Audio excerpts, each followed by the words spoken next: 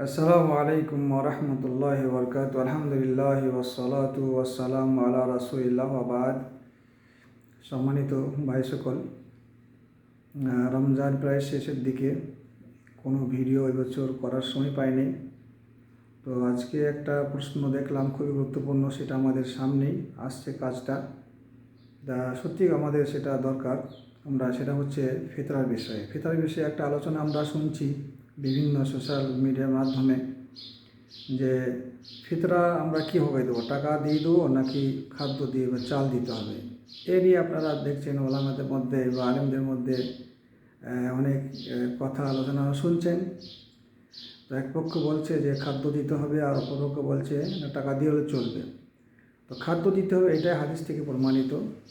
আবু সাঈদ খুদরি রাদিয়াল্লাহু আনহু হাদিস রয়েছে, আন আবি সাঈদুল খুদরি রাদিয়াল্লাহু আনহু কাল কুন্না নুখরিজু ফি আহদি রাসূলিল্লাহি সাল্লাল্লাহু আলাইহি ওয়াসাল্লাম সাআম মিন তাআমিন ওয়া কাল আবু সাঈদিন ওয়া কানা তাআমুনা আশ-শাঈরু আয-যাবিবু ওয়াল আকিতু ওয়াত তামর। আল বুখারী 1510, মুসলিম 985 নম্বর হাদিস। হাদিস হচ্ছে রাসূল সাল্লাল্লাহু আলাইহি ওয়াসাল্লামের সাহাবী, বিখ্যাত সাহাবী, তিনি বলছেন যে আমরা রসুলের যুগে কী করতাম, খাদ্য আমরা বের করতাম একসা করে। আর সেই যুগে আমাদের খাদ্য ছিল শাইর অর্থাৎ জব ছিল, জাবিব অর্থাৎ কিশমিশ ছিল, আকিদ পানির ছিল এবং তামার অন্যান্য বর্ণনায় গম এসছে ইত্যাদি। তো এখানে যেটা আমাদের বলার বিষয় সেটা হচ্ছে রসুলের হাদিস থেকে স্পষ্ট যেখানে উল্লেখ রয়েছে যে খাদ্য দিতেন রসুলের যুগে, সেখানে দিরহাম ছিল, দিনার ছিল। তারপরেও রাসূল সাল্লাল্লাহু আলাইহি ওয়াসাল্লাম কিন্তু দিরহাম দিনারের কথা বলেননি। আর দ্বিতীয় পক্ষ যারা বলছেন টাকা দিয়ে চলবে, এটা মিসকিনদের, গরিবদের এটা সুবিধা, এটা তাদের গ্রহণ করতে সুবিধা, তাদের অনেক কিছু সাথে রয়েছে, স্বাধীনতা রয়েছে, সে সহজেই সেটাকে মানে নিজের ইচ্ছা মতো সেটা খরচ করতে পারবে। এই সুবিধার্থে, গরিবদের সুবিধার্থেই সেটা বলা হচ্ছে জায়েজ। কিন্তু এখানে সুবিধা অসুবিধার কথা না, এখানে হচ্ছে আনুগত্যের কথা। এটা হচ্ছে ইবাদত। সুবিধা আপনি অন্য সময় দেন সুবিধা করার জন্য, কিন্তু এই ক্ষেত্রে আপনি সুবিধা দেখতে আসবেন না, কারণ এটা হচ্ছে ইবাদত। আমরা সবসময়, আমি বেশি কথা বলতে চাচ্ছিলাম না, কিন্তু কথায় এসে যাচ্ছে, সেটা হচ্ছে যে যেখানে রাসূল সাল্লাল্লাহু আলাইহি ওয়াসাল্লাম খাদ্য দিতে বললেন, যে তোমরা খাদ্য দাও, সেখানে আমরা টাকা দেওয়ার জন্য সুবিধা দিয়ে সুবিধা হবে বলে আমরা দলিল বের করছি। কিন্তু জাকাতের ক্ষেত্রে অনেকেই বলে যে যেখানে আল্লাহ আমাদের ইসলাম বলছে, শরীয়ত বলছে সেখানে টাকা দিতে হবে গরিবদেরকে, এটা ফরজ জাকাতের কথা বলছে, সেখানে বলে না আমি যদি কাপড় কিনে দিই, আমি যদি সেখানে তাকে খাবার কিনে দিই, দুধ কিনে দিই, তাহলে কী হবে। এটা উল্টো হচ্ছে। যেখানে খাবারের কথা বলা হচ্ছে সেখানে খাবার দিতে আমাদের ইচ্ছা হচ্ছে না, সেখানে টাকা দেবো বলছে। আর যেখানে বলা হচ্ছে যে ফরজ জাকাত, সেখানে টাকা দিতে হবে, সেখানে জিজ্ঞেস করছে যে আমরা খাদ্য দিলে হবে কিনা। এটা আসলে বুঝি না। কিন্তু শেষ কথা, সার কথা হচ্ছে যে যাই যুক্তি দেখা বা অন্যান্য কোনো কেউ আবার দেখছি যে তাবি বা সাহেবেদের উক্তি দিকে এলে, দেখুন রাসূল সাল্লাল্লাহু আলাইহি ওয়াসাল্লামের ওপরে কেউ নাই। যেখানে আল্লাহ রসুলের সেই হাদিস আছে, এটা কিন্তু ইখতিলাফি জায়গা নয়, এটা ইজতিহাদি জায়গা নয়। যেখানে ইজতিহাদ ওখানেই করতে হয় যেখানে দলিল পাওয়া যায় না। সেখানে আমরা দেখব যে কোনো মনস্বী কে বলেছেন বা সাবি কে বলেছেন, তাবি কে বলেছেন। আর যেখানে কোরআন এবং হাদিসের কথা স্পষ্ট আছে, সেখানে সুবিধার নামে আর কিছুর নামে আপনি সেটাকে পরিবর্তন করতে পারেন না। এটা হচ্ছে নাস, এটা হচ্ছে বাণী। এখানে কোনো অবকাশ নেই এখানে ইজতিহাদ বা প্রচেষ্টা চালিয়ে ফতোয়া বের করার, এখানে স্পষ্ট কথা আছে। সুতরাং আমরা যারা টাকা করছি ভাই, এটা ইবাদত। আপনি ওই সুবিধাটা অন্য সময় দেন, কিন্তু যেখানে রাসূল সাল্লাল্লাহু আলাইহি ওয়াসাল্লাম টাকার কথা বলেননি, সেখানে আমরা টাকার কথা বলতে যাব না।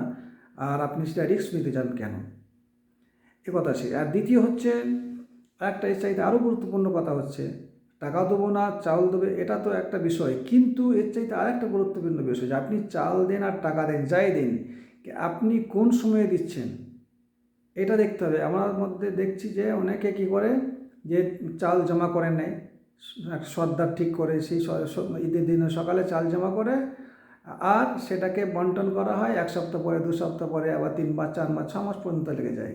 এটা সম্পূর্ণ সুন্নত বিরোধী।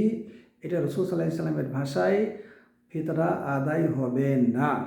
সেটা কী হবে, সাধারণ সদকা হবে। মর্মে হাদিস রয়েছে, ইবনে আব্বাস রাদিয়াল্লাহু আনহু বলছেন, ফারাদা রাসূলুল্লাহ সাল্লাল্লাহু আলাইহি ওয়াসাল্লাম যাকাত আল ফিতরি তুহরাতাল লিসাইমি মিনাল লাগবি ওয়ার রাফাসি ওয়া তু'মাতান লিল মাসাকিন মান আদ্দাহা ক্বাবলা আস-সালাতি ফাহিয়া যাকাতুন মাকবুলা ওয়া মান আদ্দাহা বা'দা আস-সালাতি ফাহিয়া সাদাকাতুন মিনাস সাদাকাত। এটা আবু দাউদের হাদিস 1609 নম্বর হাদিস, হাদিস সহি হাদিস। অর্থাৎ ইবনে আব্বাস বলছেন রাসূল সাল্লাল্লাহু আলাইহি ওয়াসাল্লাম তিনি ফিতরার এই যাকাতটা ফরজ করেছেন কিসের জন্য? তুহরাতাল লিস-সাইম, রোজাদারের কোনো ত্রুটি হয়ে থাকলে সেটা সংশোধনের জন্য, মিনার রাফাসি ওয়াল লাগাব, অশ্লীল বা অসঙ্গত কথা, যদি কোনো খারাপ কাজ হয়ে থাকে বা ভুল কাজ হয়ে থাকে সেটাকে সেই জিনিসটাকে করার জন্য, সেটাকে পরিষ্কার করার জন্য, সেটাকে ঠিক করে দেওয়ার জন্য এই যাকাতুল ফিতরের ব্যবস্থা করা হয়েছে। আর দ্বিতীয় উদ্দেশ্য হচ্ছে তু'মাতান লিল মাসাকিন, মিসকিনদের খাবারের ব্যবস্থা করার জন্য।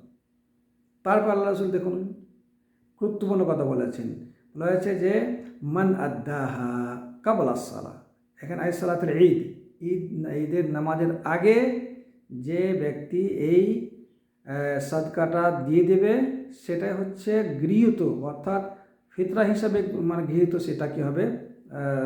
সদকা হবে। আর যে ব্যক্তি নামাজের পরে আদায় করবে সেটা সাধারণ সদকা হয়ে যাবে। তো এখন আমরা দেখব যে কী করছে, আমরা ঈদের দিনে সকালে আমরা জমা করছি, কিন্তু সেই দিনে নামাজের আগে মিসকিনদের কাছে, যারা হকদার তাদের কাছে পৌঁছাচ্ছি না। এটা কিন্তু হচ্ছে না, সম্পূর্ণ এটা রাসূল সাল্লাল্লাহু আলাইহি ওয়াসাল্লাম হাদিসের বিরুদ্ধে চলে যাচ্ছে। আর আমাদের এখানে দুটো জিনিস লক্ষ্য করতে হবে, একটা হচ্ছে তৌকিল আর একটা হচ্ছে আদা। তৌকিল দায়িত্ব দেওয়া, যে আমি থাকবো না বা আমি সময় পাবো না। আপনি প্রথম রমজানে বা 15 তারিখে বা 20 তারিখে, এক সপ্তাহ আগে কাউকে বললেন যে আমি আপনাকে এই টাকাটা দিলাম জাকাতের, এই টাকা দিলাম ফিতরা আদায় করার জন্য। তো আপনি চাল কিনে ঈদের একদিন দুদিন অথবা ঈদের দিনে নামাজের আগে আদায় করে দেবেন।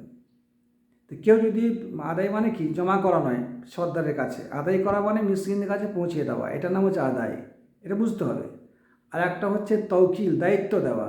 দায়িত্ব আপনি 15 দিন আগে দিতে পারবেন, 1 মাস আগে দিতে পারবেন, কিন্তু আদায় করতে হবে খুব যেটা উত্তম সময়, যেটা আল্লাহ রাসূলের সহিহ হাদিস থেকে প্রমাণিত, যেটা আমরা জানলাম এখনই, সেটা হচ্ছে ঈদের নামাজের আগে। এইটা হচ্ছে আল্লাহ রাসূলের আদেশ, আর এটা হচ্ছে আল্লাহ রাসূলের হাদিস। তবে ইবনে ওমরের একটা কর্ম রয়েছে, সেখানে বলা হয়েছে তিনি 2 দিন এবং 1 দিন আগে আদায় করে দিতেন, গরিবের কাছে পৌঁছে দিতেন।